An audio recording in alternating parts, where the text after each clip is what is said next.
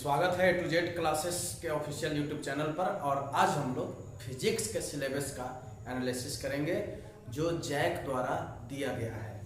तो आइए, जैक का सिलेबस इंग्लिश मीडियम में दिया गया है और मुझे उम्मीद है कि आपको मैं हिंदी में एक्सप्लेन कर रहा हूँ और आपको समझ में आएगा। हिंदी मीडियम में स्टूडेंट के लिए स्पेशली ये वीडियो बना रहे हैं ताकि पहले आप पाठ्यक्रम को समझ लें कि क्या पढ़ना है, और इस जो पढ़ना है मैं बोर्ड स्क्रीन पर रख दिया हूं और यहीं से प्रश्न आपको 2021 के एग्जाम में पूछे जाएंगे। तो चलिए स्टार्ट करते हैं। इलेक्ट्रोस्टैटिक्स, पहला लेसन का नाम था इलेक्ट्रोस्टैटिक्स। अगर ड्यू टू सिलेबस के अनुसार चलें तो इलेक्ट्रोस्टैटिक्स के अंतर्गत आपको दो लेसन पढ़ना था। पहला लेसन था इलेक्ट्रिक चार्ज एंड फील्ड और दूसरा था electric potential and capacitance. Hindi में बोले तो विद्युत आवेश तथा क्षेत्र और विद्युत विभव तथा धारिता। आज हम लोग विद्युत आवेश तथा क्षेत्र के सिलेबस का एनालिसिस कर रहे हैं, एक एक पॉइंट को आप ध्यान से सुनेंगे। तो चलिए स्टार्ट करते हैं। इलेक्ट्रिक चार्ज एंड फील्ड, विद्युत आवेश तथा क्षेत्र, जैक न्यू सिलेबस 2021। अब ध्यान दीजिएगा, ये पहला लेसन है। और इलेक्ट्रोस्टैटिक्स की बात करें, जब आवेश स्थिर रहता है, मतलब कि भौतिक विज्ञान की एक ऐसी शाखा जिसमें स्थिर आवेश का अध्ययन किया जाता है। आवेश यहाँ स्थिर है तो दो लेसन आपको पढ़ना है सेकेंड ईयर में। पहला आपका इलेक्ट्रिक चार्ज एंड फील्ड हो गया और दूसरा electric potential and electric capacitance हो गया। अच्छा, जब आवेश गतिशील हो जाएगा, आवेश जब चार्ज फ्लो करने लगेगा तो वहां पर फिर आपको करंट पढ़ना है, इलेक्ट्रिक करंट पढ़ना है या करंट इलेक्ट्रिसिटी जिसको बोलते हैं, वो चला जाएगा यूनिट 3 में। अच्छा, जब आवेश गतिशील हो जाएगा और जब वो अपना इफेक्ट छोड़ने लगता है तब आपको पढ़ना है गतिमान आवेश तथा चुंबक, मतलब विद्युत धारा के चुंबकीय प्रभाव। लेकिन आज हम लोग चर्चा सिर्फ करेंगे इलेक्ट्रिक चार्ज एंड फील्ड, विद्युत आवेश तथा क्षेत्र। इसमें कौन कौन कंटेंट जो है 2021 एग्जाम के लिए आपको पढ़ना है, आप ध्यान से सुनिए। तो पहला टाइटल है विद्युत आवेश तथा इसके गुण, मतलब कि electric charge and their properties. मैं इंग्लिश में बताते चल रहा हूं, अगर आप कॉपी कलम लेकर बैठे हैं तो आप लिखते चले। देखिए, विद्युत आवेश तथा इसके गुण पढ़ना है। सबसे पहले जानना है कि विद्युत आवेश होता क्या है। अगर आप हमसे क्लास किए हैं तो बहुत भली भांति जानते हैं कि विद्युत आवेश क्या है, लेकिन यदि क्लास आप नहीं भी किए हैं तो मैं इस जो आपका कंटेंट यहाँ पर दिख रहा है, मैं बारी बारी से सभी कंटेंट को इसी चैनल पर पढ़ा दूंगा। जैसे विद्युत आवेश एक भौतिक राशि है, आपको पता है, जो विद्युतीय क्षेत्र उत्पन्न करता है तथा इसे फील कराता है। जिस प्रकार से एक द्रव्यमान भौतिक राशि होता है उसी प्रकार से आवेश भी एक भौतिक राशि है। अच्छा, अभी मैं चूंकि टाइटल नहीं पढ़ा रहा हूं, जब टाइटल पढ़ाऊंगा तब डीप में जाकर समझाऊंगा। अभी सिर्फ मैं आपको सिलेबस का एनालिसिस कर रहा हूं, विश्लेषण कर रहा हूं, ठीक है। देखिए, विद्युत आवेश पहले जानना है कि विद्युत आवेश होता क्या है, इसका एसआई मात्रा क्या होता है, ये कितने प्रकार के होता है। उसके बाद जानना है इसके गुण।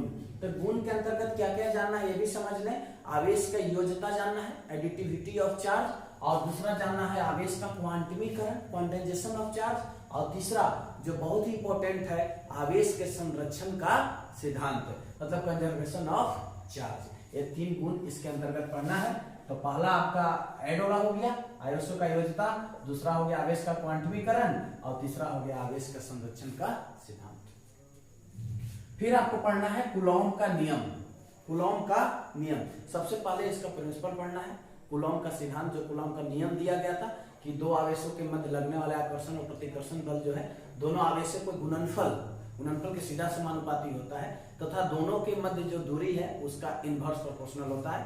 पहले नियम जानना है और उसके बाद दो बिंदु आवेशों का, मतलब टू चार्ज के बीच कितना फोर्स काम करता है, कूलॉम बल आपको निकालना है। एक मीडियम में भी निकालना है, जैसे निर्वात में, ठीक है, और फिर माध्यम में, दोनों में आपको ये बल को फाइंड करना है, मतलब एक्सप्रेशन निकालना है, फोर्स का कैलकुलेशन आपको करना है कूलॉम के नियम के अनुसार।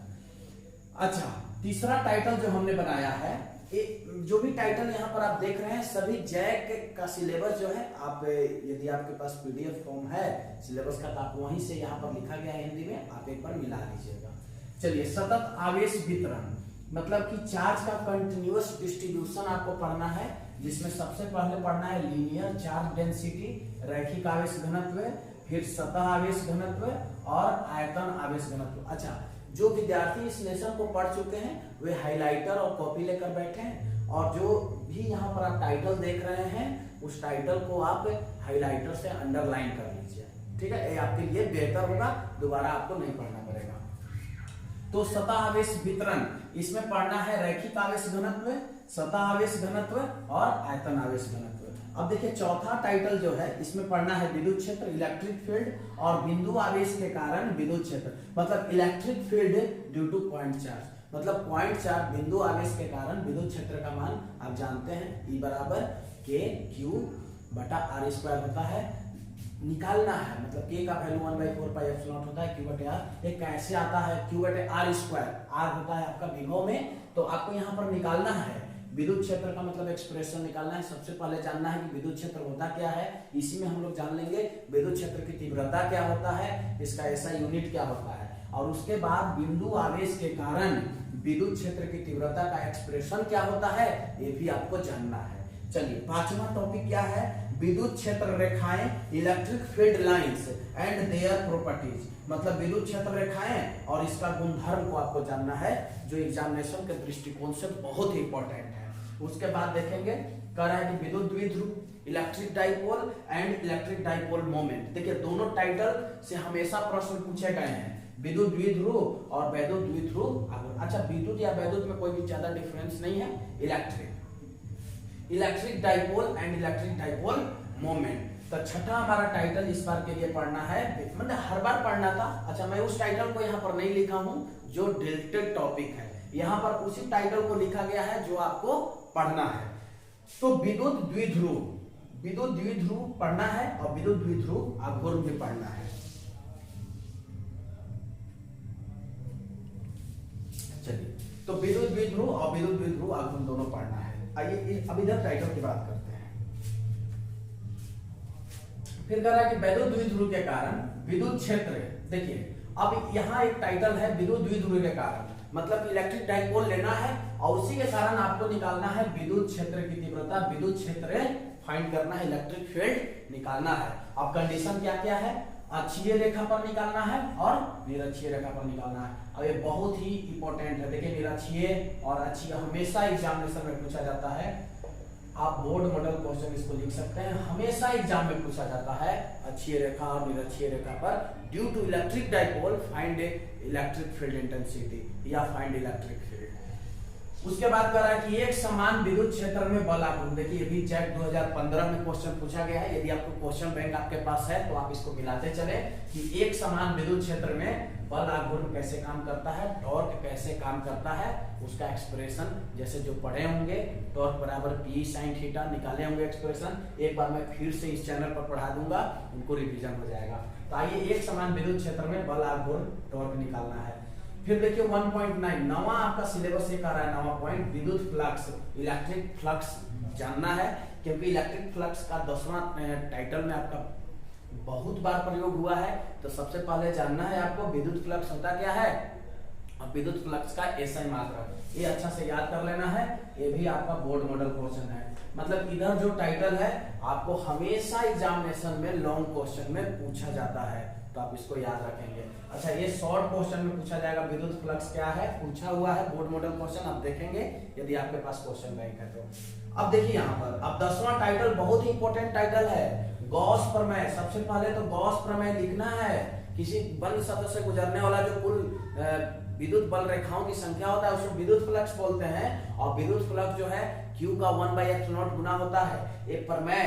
तो पहले प्रमेय को लिखना है, उसके बाद इस प्रमेय को सिद्ध करना है। जैसे देखिए phi equal to Q into 1/ε0, इसको फिर सिद्ध करना है, पहले तो प्रमेय लिखना है आपको और फिर उसे सिद्ध करना है। उसके बाद देखिए एप्लीकेशन तो हमने आपको बहुत सारा पढ़ाया गॉस का, लेकिन बहुत सारे एप्लीकेशन नहीं पढ़ना है इस बार एग्जामिनेशन के लिए, हम वही एप्लीकेशन की चर्चा यहाँ पर करेंगे बोर्ड पे, और आप अंडरलाइन भी कर लें, वही एप्लीकेशन को आप प्रैक्टिस करें जो एग्जामिनेशन में पूछे जाएंगे। तो जैसे देखिए पहला अनुप्रयोग है, अनंत लंबाई के एक समान आवेशी सीधे तार के कारण चुंबकीय, ये आपका सीधे तार के कारण जो है विद्युत क्षेत्र निकालना है, विद्युत क्षेत्र, ठीक है। एक बार और समझ लें, अनंत लंबाई के एक समान आवेशित सीधे तार के कारण विद्युत क्षेत्र आपको निकालना है। और दूसरा एप्लीकेशन है एक समान आवेशित गोले, एक समान आवेशित गोला रहेगा, जैसे ये गोला रहेगा एक समान आवेशित गोला रहेगा, अब जैसे देख लें यहाँ पर